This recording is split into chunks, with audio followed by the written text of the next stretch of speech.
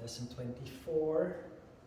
We continue reading the Hatha Yoga Pradipika, chapter 1, Sutra 11. The yogin desirous of obtaining perfection, siddhi, should keep Hatha Yoga very secret, for it is potent when kept secret and ineffective when injudiciously revealed. Perfection is a tricky word. It does not mean what we think it means in this text. Perfection in yoga means the restoration of full health, but also the restoration of our supernatural paranormal abilities, the characteristics in the crown chakra. The restoration of the body, the mind, and the soul becoming one again. This is wrongly, the word perfection is wrongly translated into having to make a perfect pose, causing people to get hurt. And instead of becoming sattvic, they become disturbed.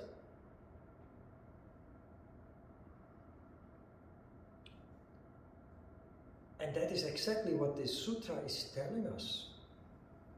Yoga is potent, is powerful when kept secret. But it is ineffective when injudiciously revealed. The word secret also should not be taken literally. Because if you keep something completely secret, nobody will learn this wonderful science.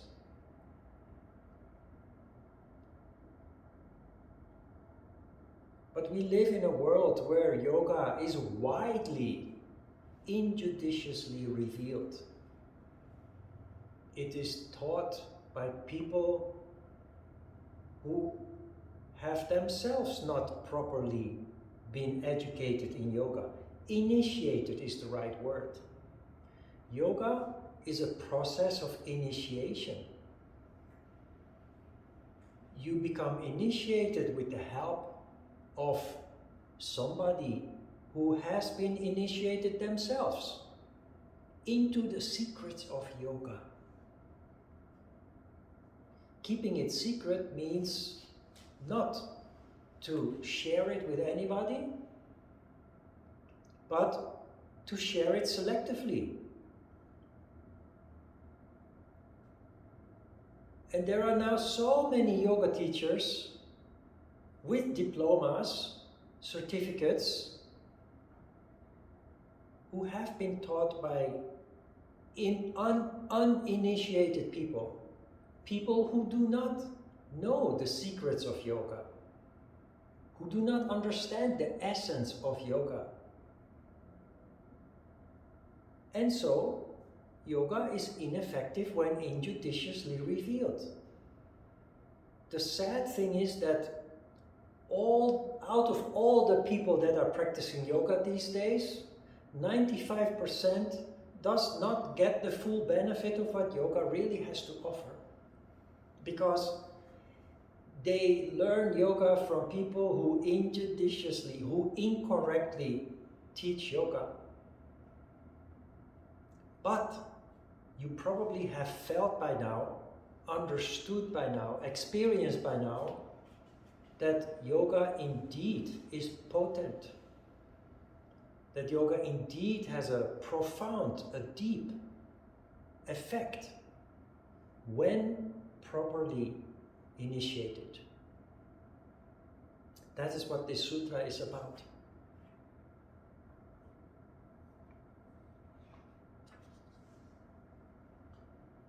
And we can see it everywhere around us. Most people do not learn yoga correctly, and therefore do not have the benefits that they could have if yoga was only done correctly. 12. He who practices Hatha Yoga should live alone in a small hermitage, situated in a place free from rocks, water and fire to the extent of a bow's length, and in a virtuous, well-ruled kingdom, which is prosperous and free from disturbances. A lot of important information here. To practice yoga, when you start out on the path of yoga, you have to dedicate at least some time and energy to your practice and study. In the past, somebody who decided to dedicate their life to yoga, they would stop living their normal life and become a member of a community. In a temple, in Europe, you have monasteries. They have the same purpose. So you extract yourself from the hustle and bustle of daily life so that you can completely focus on your development, your study, your practice, and the development that comes out of it in silence, without distractions or disturbances. That is the most efficient way. It is the same with education. If you want your children to be good in their studies, you create an environment for them in which they are not too much disturbed. You create an environment of safety, comfort, and focus where they can thrive. So a small hermitage, a small community, situated in a place free from rocks, water, and fire. I mentioned this already a little bit before. If you read the text, you see that the interpreter of the sutra takes the text literally, that you have to stay away from rocks, water, and fire. But earth, water, and fire are the elements of the three lowest chakras. Those three lower chakras are concerned with survival, fear, desires, also sexual desire, ambitions, greed, all located in those three lower chakras. To thrive in education, whether that's spiritual or intellectual, you have to create an environment where you're not distracted, where you don't have to fight for your survival, where you don't have to doubt whether you're going to have a meal tomorrow or tonight or not. That is the purpose of a temple or a monastery. That is to create a world on its own that is protected from everything from the outside, from intruders. And they grow their own food within the walls of the temple or around, in the grounds around the temple, so that they don't have to worry or fight for their next meal.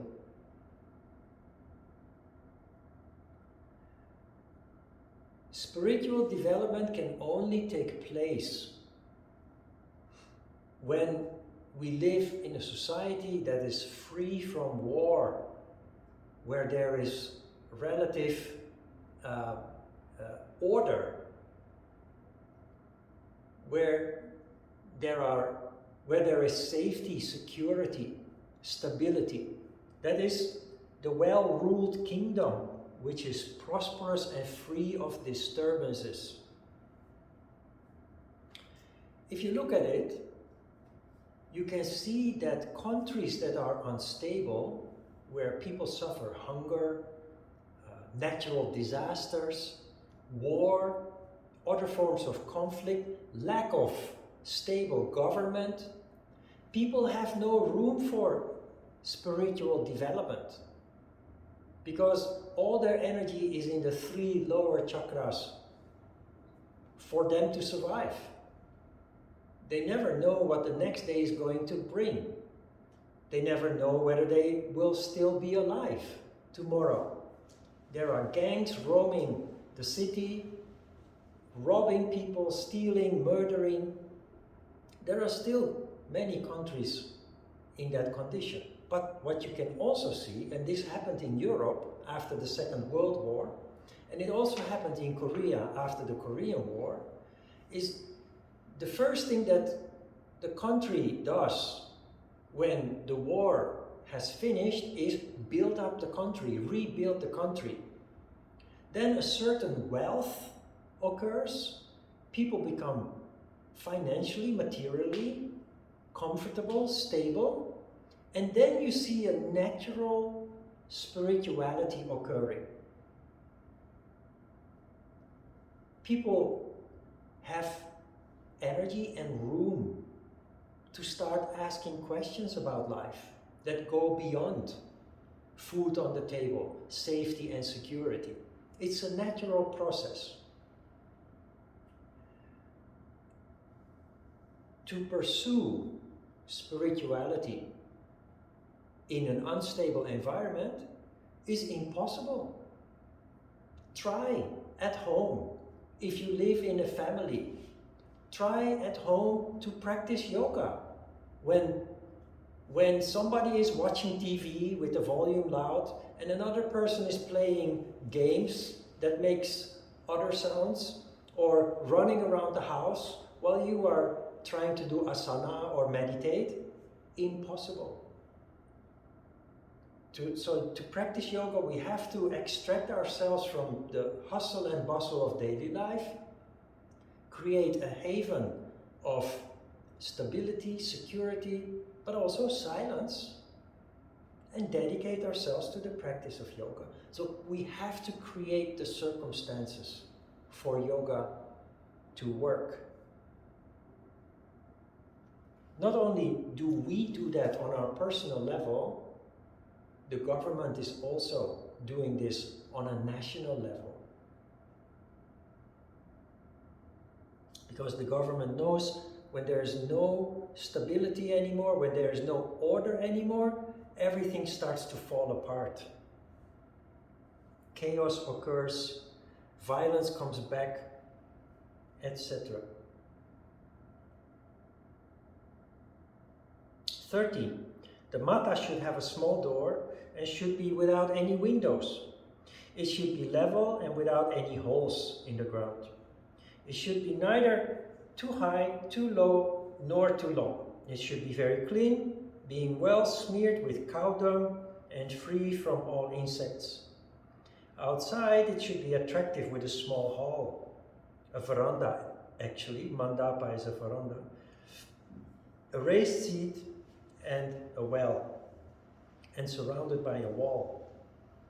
These are the characteristics of a yoga mata as laid down by the Siddhas who have practiced Hatha Yoga. This is an extension of the previous sutra describing the place where we practice. Now, you may wonder why it should not have windows. Personally, I really like this studio, but I wish there were windows. Well, you know, this book was written 1,000 years ago, and a window meant something else than what we think about a window now. They didn't have glass panes 1,000 years ago. A window meant a hole in the wall. And what happens with a hole in the wall? The rain can come in, the heat from the sun can come in, the wind can blow through your house, but also insects and other kind of animals can actually come into your house. So when you sit there doing your asanas and your meditation, you can be very disturbed and distracted by all these kind of elements. That is why. But since we have window panes, a studio with windows around and lots of light is just ideal.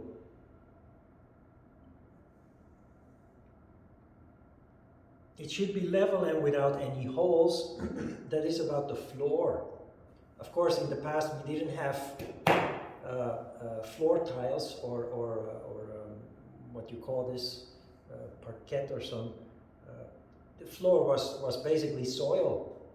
And if you didn't work on it, it would be just like in nature with holes and bumps and what have you.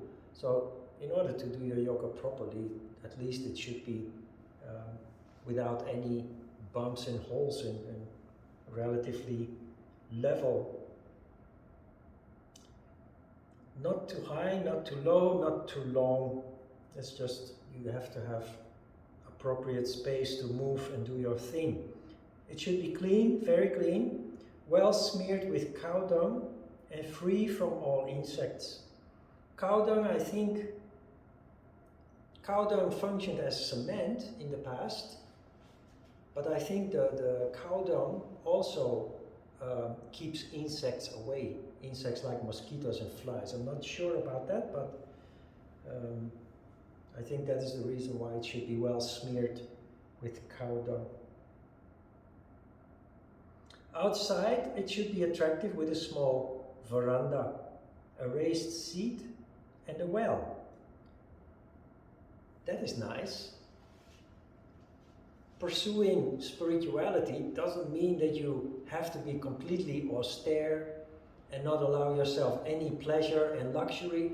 On the contrary, one of the requirements to have a nice place to practice yoga is that you have a place where you can just sit and enjoy. You sit on the veranda, you enjoy nature, the song of the birds, the wind, the sunshine, because it has to have a raised seat, a seat where you can sit and just look around and enjoy the environment, and a small well from where you can have fresh water. But it also should be surrounded by a wall. Why is that? In Korea, when I came to Korea and there were still many old neighborhoods, they still exist, all houses are surrounded by a wall. It's only the modern apartments that don't have walls anymore. But why do you have a wall? For safety, for security. Not only to keep people out, people with bad intentions, but also to keep wild animals out. You eliminate any possible distraction and disturbance to be able to fully focus on your yoga practice and your development. 14. Living in such a hermitage, having put all these conditions into place, the yogin, being free in mind of all cares, should practice only yoga all the time in the way taught by their guru. This is the key phrase, being free in mind of all cares. Being free in mind of all cares, you have laid the conditions for that with the instructions in Sutra 12 and 13. You eliminate all possible distractions and disturbances, being free in mind of all cares, so you can completely focus on your endeavor. Should practice only yoga all the time. That implicates that you should practice yoga all day, which is of course not healthy and not realistic, because you violate non-violence and possibly a couple of other principles as well.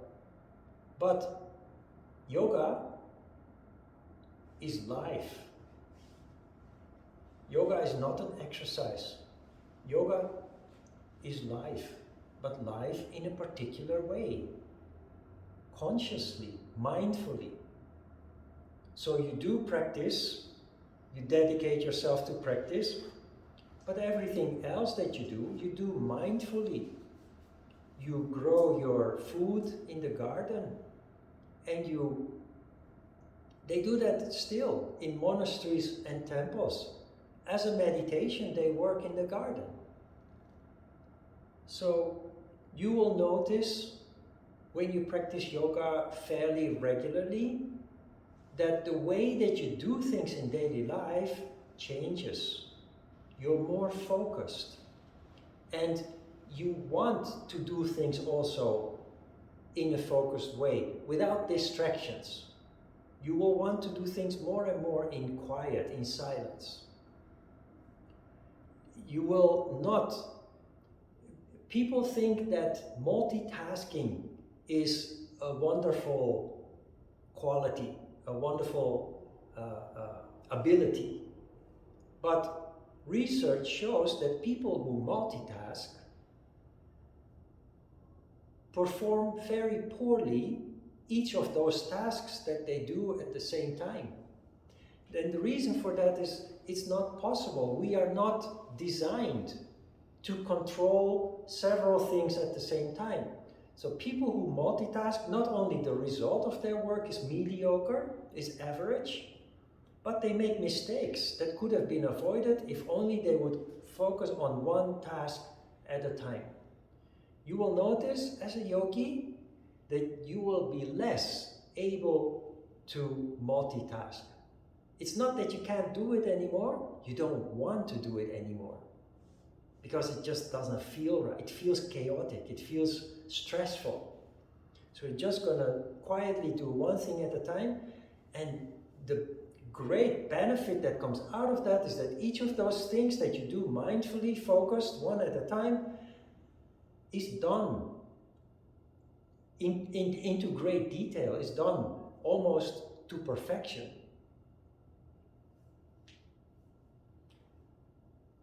"15. Yoga fails by the 6 causes: overeating, overexertion, excessive talk, the observance of unsuitable disciplines, promiscuous company, and unsteadiness." These are all, one way or another, activities that lead to distraction. Overeating takes a lot of energy because your digestion has to take care of all that food, which means you're using a lot of energy for your digestion, which you do not have available to fuel the crown chakra, to do your yoga practice. Overexertion. That is interesting. The previous sutra seems to give the impression that you must do yoga all day. That is not correct, because if you overdo it, overexert yourself, yoga fails. You have to take appropriate rest in between, allow everything to be soaked up and to settle down. Excessive talk.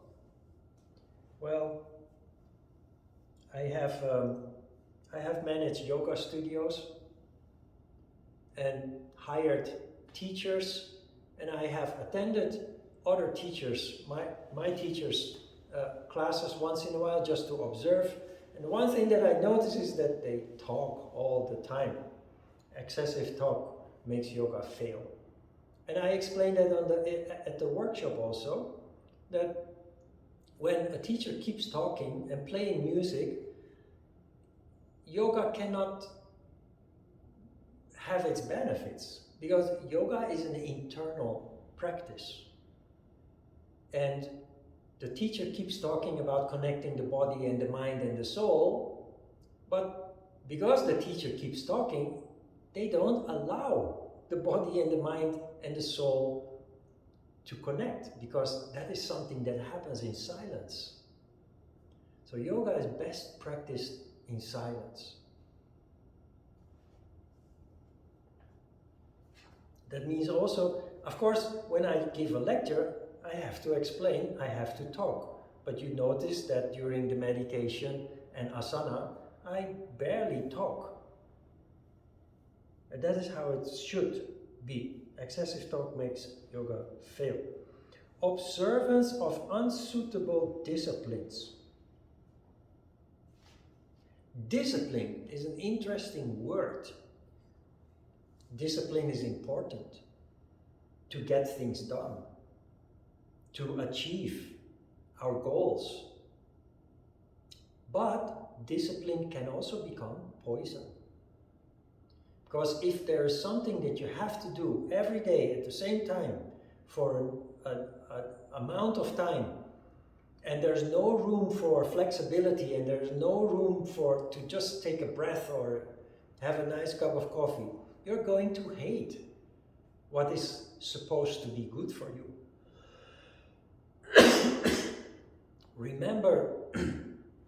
Remember the story that I told you about the poor girl whose father wanted her to be a superstar in skiing. Skiing should be fun. And if you can enjoy it, you will get better and better at it. But if somebody is forcing you to do it, forcing you to reach professional levels, which I doubt she ever did, you're just going to hate it.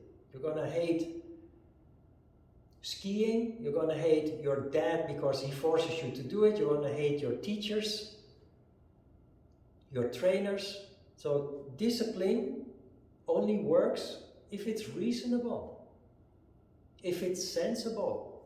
But rigid discipline will turn against you. It will make you hate what otherwise could be very beneficial for you.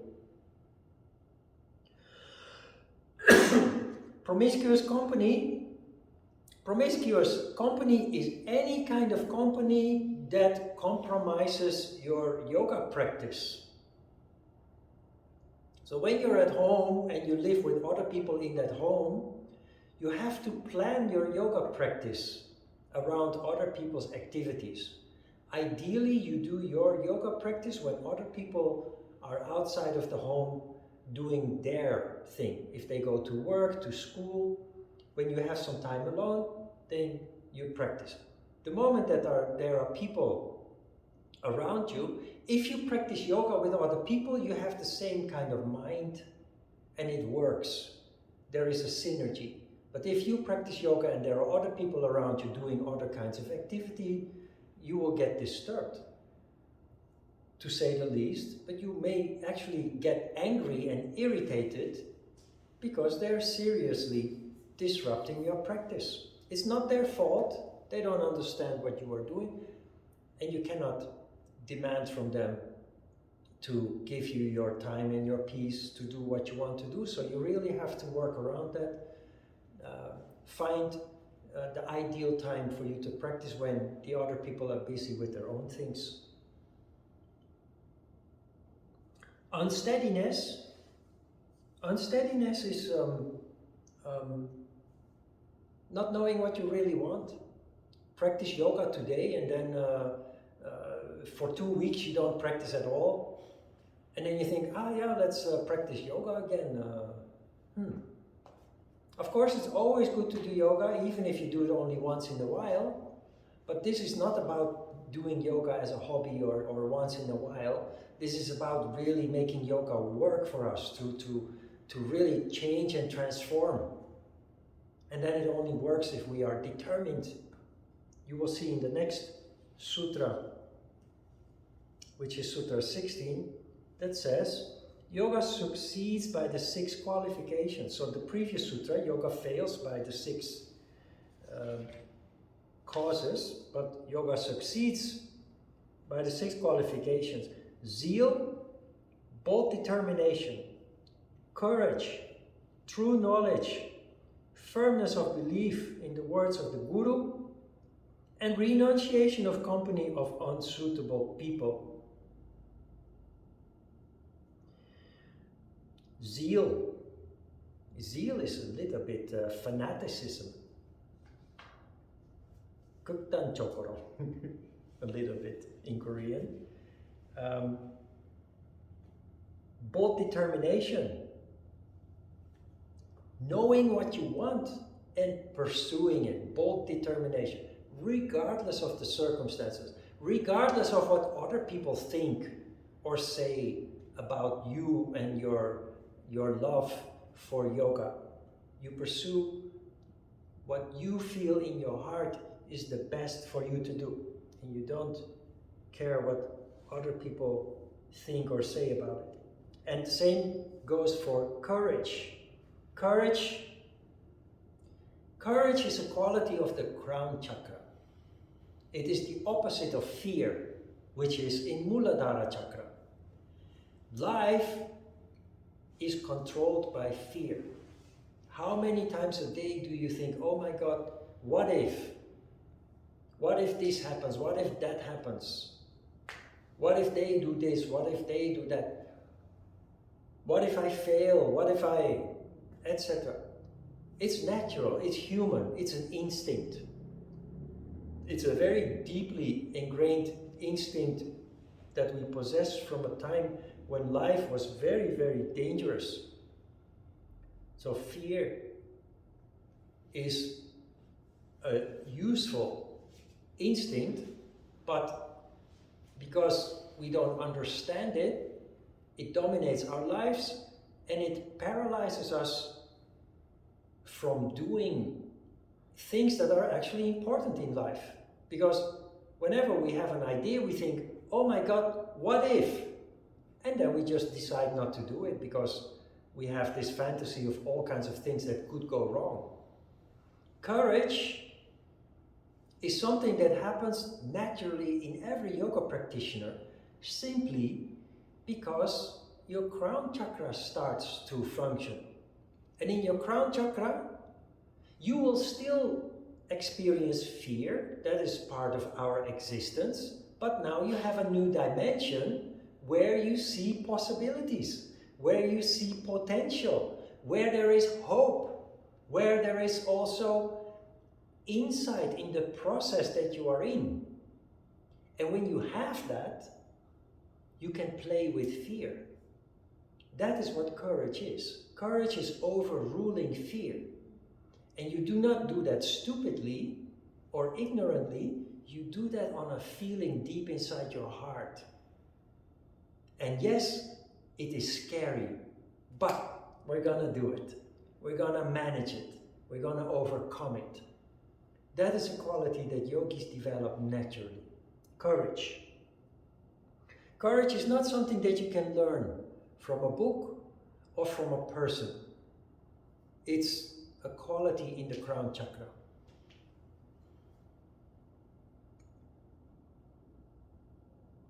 Firmness of belief in the words of the Guru.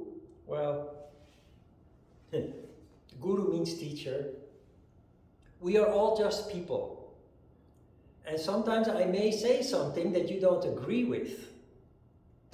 You don't have to.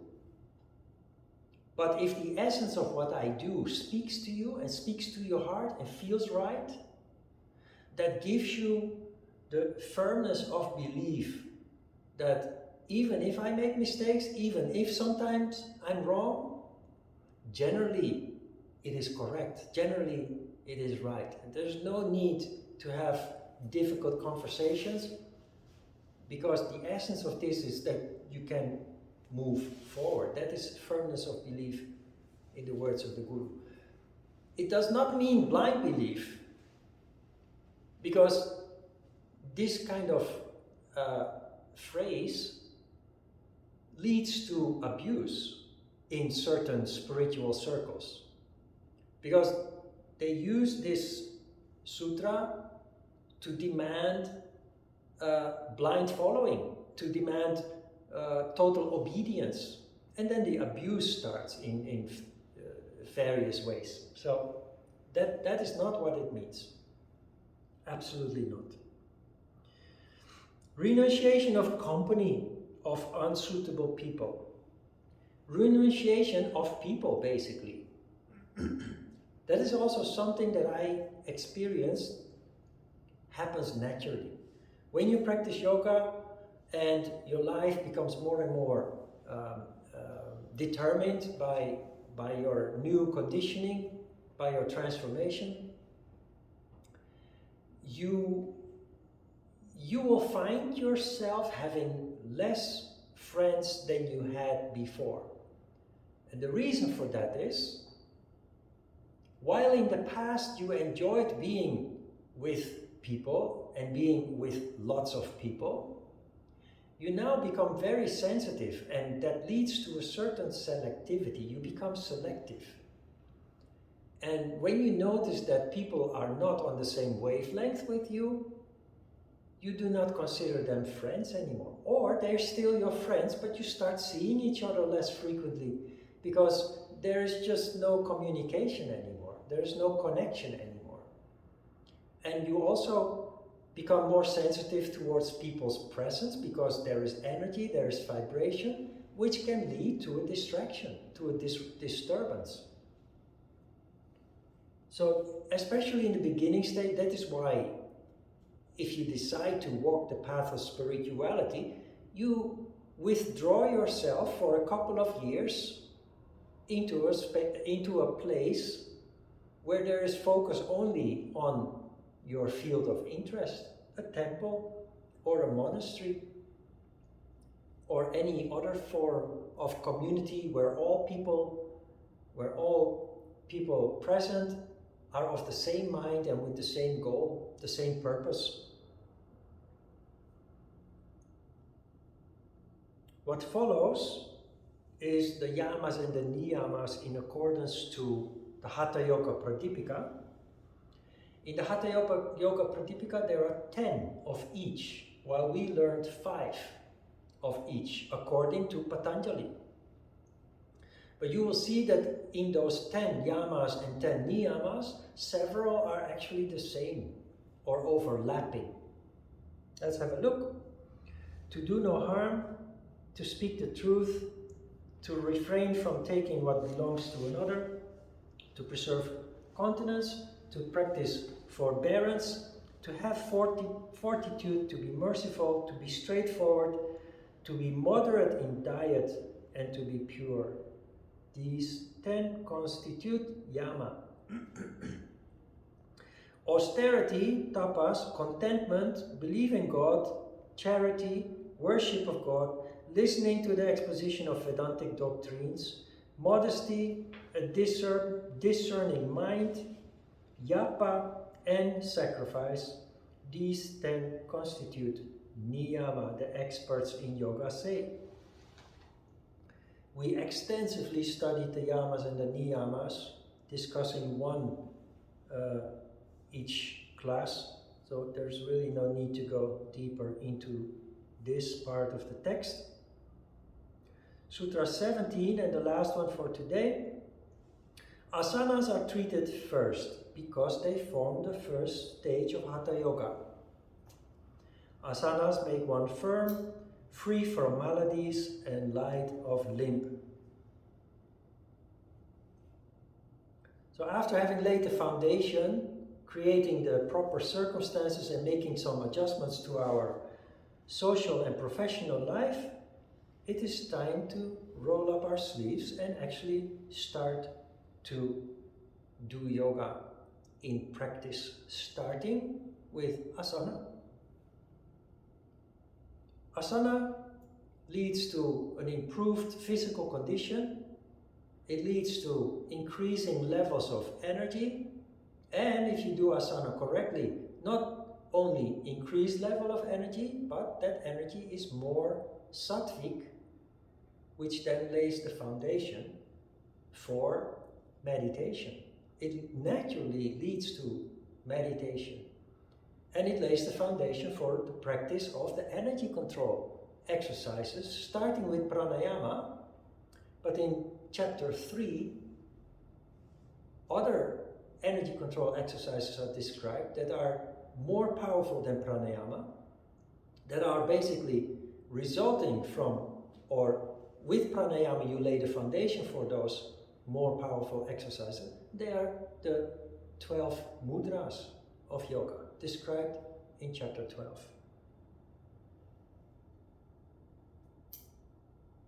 Next week we will continue with Sutra 18.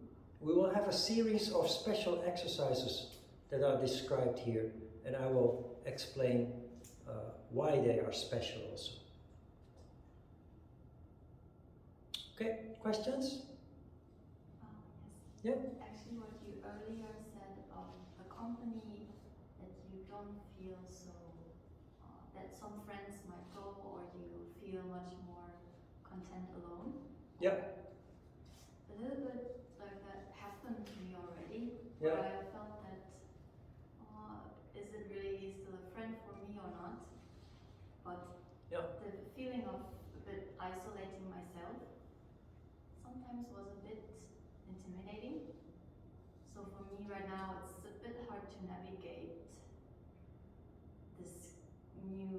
frustration a little bit? Right.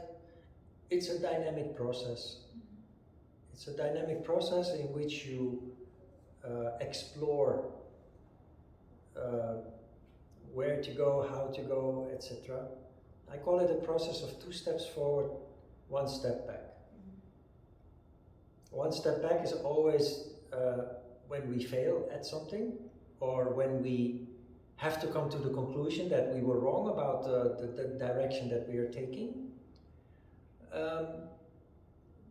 Normal people see that as a negative, but we understand that without these 1 step back each time, we cannot make progress.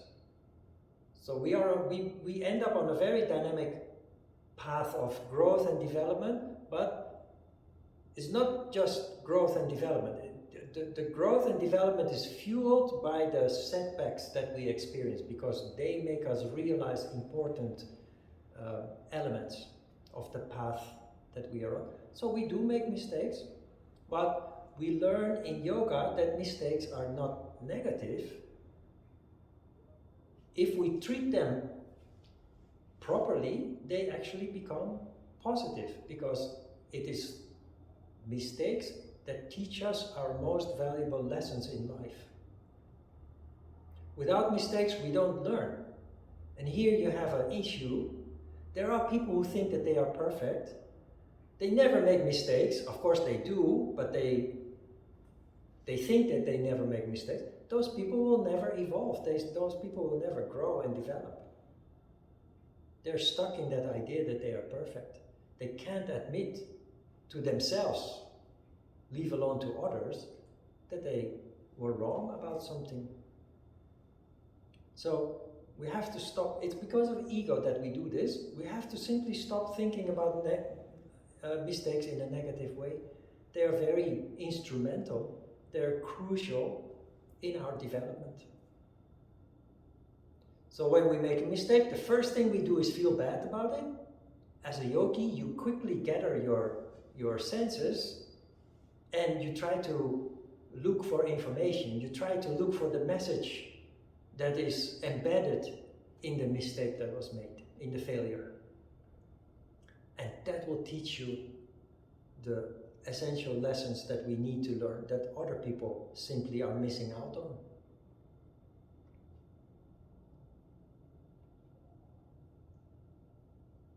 All right, let's have a short break.